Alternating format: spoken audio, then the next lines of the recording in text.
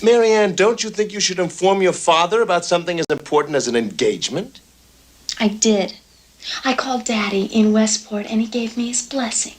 Not that father, me, your legal father, Walter Whitney, who's clothed, fed, and housed you while that drunk in Westport hasn't even bothered to visit you in 2 years. Mother, I will not sit here and have Walter slander my father.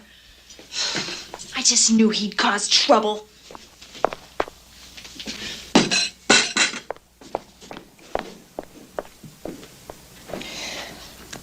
We are all a bit upset.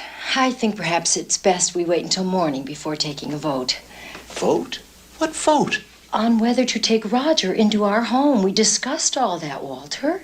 I never agreed to a vote. It's our decision, just yours and mine. Please, Walter, I don't want to argue the point.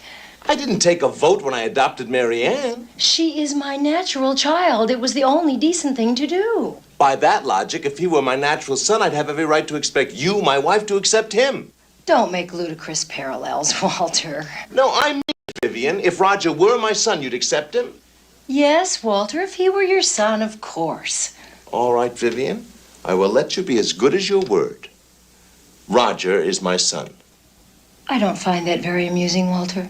Neither do I, but it happens to be a fact. That can't be. He's... And so is his mother. This is really your son? Yes. Your natural son? Yes. Oh, my God. And to think I was going to let him live here. You promised to accept him just as I accepted your child. You tricked me. Vivian, Don't listen. touch me, Walter. Don't ever touch me again. You're getting hysterical. God will never forgive you for having a black child. How do you know, Vivian? Maybe he'll be pleased. Maybe God is black. You will burn in hell for saying that, Walter. Shout out to Carbon Copy, 1981 film starring Denzel Washington and his first movie. Now, we got some juice for Denzel coming up. We were very patient with Denzel. We saw him atoning publicly of some of his quote-unquote sins before his baptism as of late. So we were very careful and made sure we didn't get ahead of ourselves in condemning or judging our good brother Denzel. But we kind of mapped it out, and we saw what he was doing and acknowledging some of the things which he was subjected to in Hollywood. Denzel was still okay with us. Yeah, Denzel is still okay with us.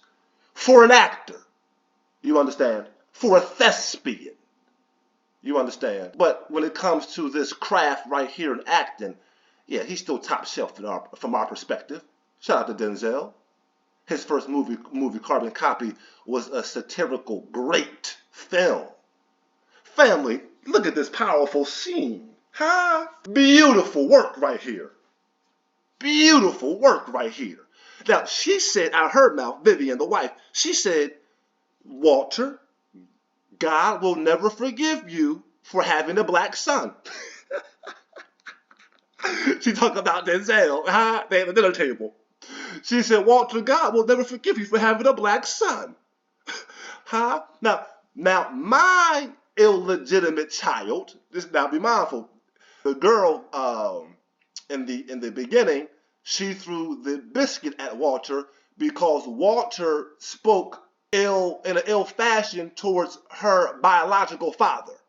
He called the biological father basically a deadbeat. And that's what disturbed her to leave the table.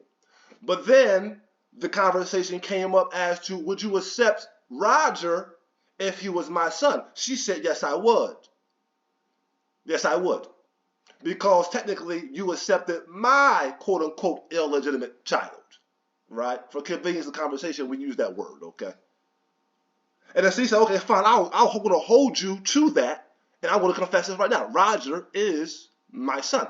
Now, she's not angry, Vivian, the wife, right? She's not angry at Walter for the illegitimacy of Roger. That's not necessarily the point. This is the brilliance of the film because it dissects all of this very carefully.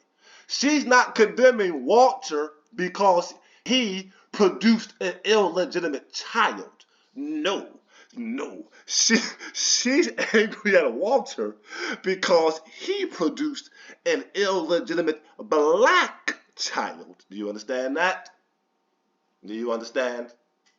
And she said that Walter, by you having this black illegitimate child, and then they're suggesting that God himself may be black, that's not going to be forgiven. Your sins are going to send you to the lake, Walter. However, on my side, my sins are forgiven because the quote-unquote illegitimate child which I produced was white. Those sins are forgiven. This is the thought process going on here in this conversation. You understand? You notice at the dinner table, Denzel was very quiet in the midst of them going back and forth. But it's very deep because Walter, the husband, he's calling out three things. He called out the deadbeat fatherhood of his stepdaughter. He called out the hypocrisy of his wife, and he even questioned the existence, or the makeup of the one living God. Let's continue to pour some of this juice if you don't mind. I want to analyze this particular scene in more detail. They give Marianne tranquilizers. I've been the Longhurst family doctor for 40 years. I delivered Vivian, and to see her in this state of shock is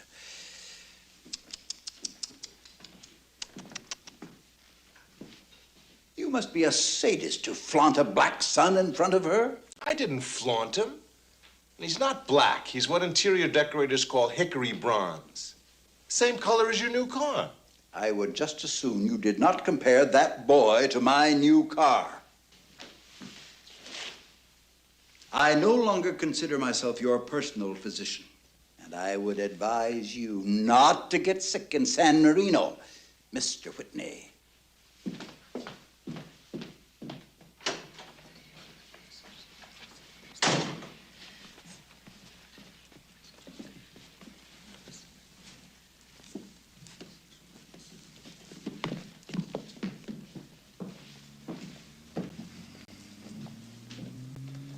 Your father-in-law wants the family to spend the night at his house.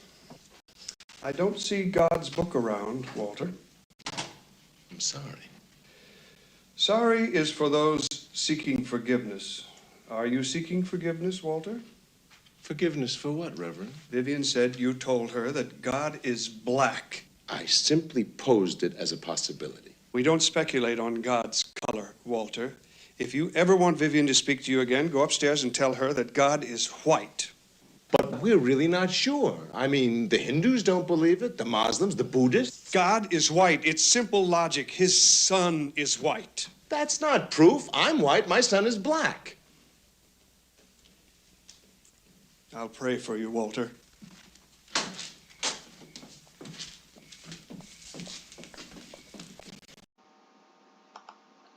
Okay, let's see what's going on here.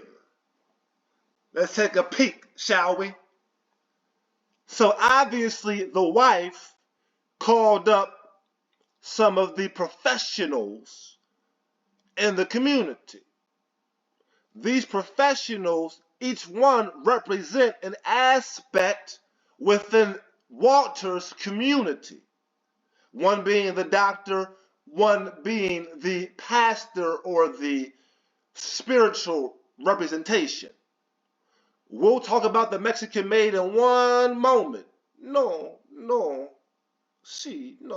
We'll talk about her in one moment because she's actually a part of the community. She's the servant class within the community.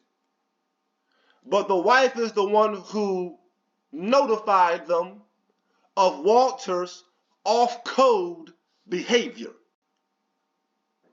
And then so when the doctor approaches Walter, he says, "Why are you out here flaunting your black son?"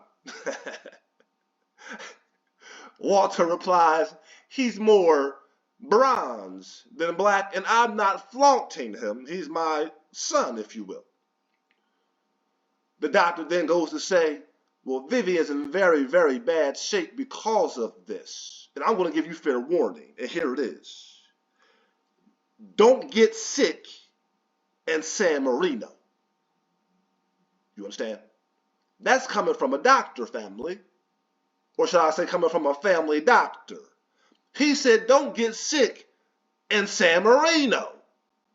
Nigga, I ad-libbed. Because I'm about to go home and contact my colleagues. And my colleagues are going to contact their colleagues. And we're going to basically blackball you, although you're in white skin, because you have displayed clearly unto us off-code behavior. You are not only just an N-word lover, sir. You are an N-word producer, and you are unapologetic about it. Now comes down the second gentleman. He represents the religious side, the religious aspect of Walter's community. And he gives Walter warning as well through discourse. He says, it's obvious that God is white, for his son is white. Walter pushed back on that. He said several other religious sects disagree with that. And then let's examine biology for the moment. I'm what you call white. I just produced a black son. That made the pastor take a quick step back. He put that face on him like, ugh. We lost one. We lost one. That's what he's saying. As the movie goes on, spoiler alert, you're going to see other aspects within Walter's community began to systematically attack Walter. They began to systematically attack him just as he is a carbon copy. You see? The movie is called Carbon Copy.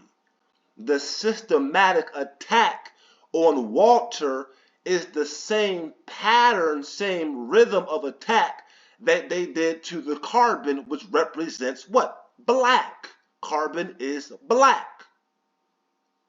So as the Denzel Washington's lineage has been attacked in America, has been attacked within Walter's family, they're now going to carbon copy that systematic attack, and now they're going to impose it upon who?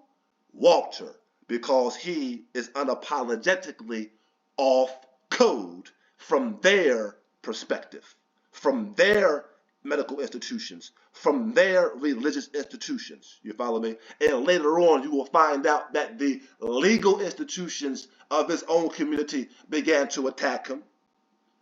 And the policing institutions, along with the economic institutions within his own community, began to attack him. It began a systematic attack. That's Carbon Copy, the 1981 film starring Denzel Washington. It's his first film. Okay? It's a satire of comedic brilliance. We just poured a little bit of juice on it today. Family, before I go, please like, share, subscribe. Please like, share, subscribe the content. We pour juice on this side. We pour pure on this side. What'd you do? What did I do? Nothing. I'm just walking down the street, right? These dudes come up, break a store window, grab some stuff, and took off. Yeah? Well, the police pulled up, and I started running. Innocent people don't run from the police. Yeah, maybe not in San Marino, Mr. Charlie. They were probably just trying to find out what happened. Yeah, but when a cop yells, "Freeze your ass, nigga," he's made up his mind what happened. Open up, police. Help me, Mr. Charlie. The bed. Quick, hide in here. You'll find me in there. No, they won't do as I say. Why? Because I'm your father and I say so.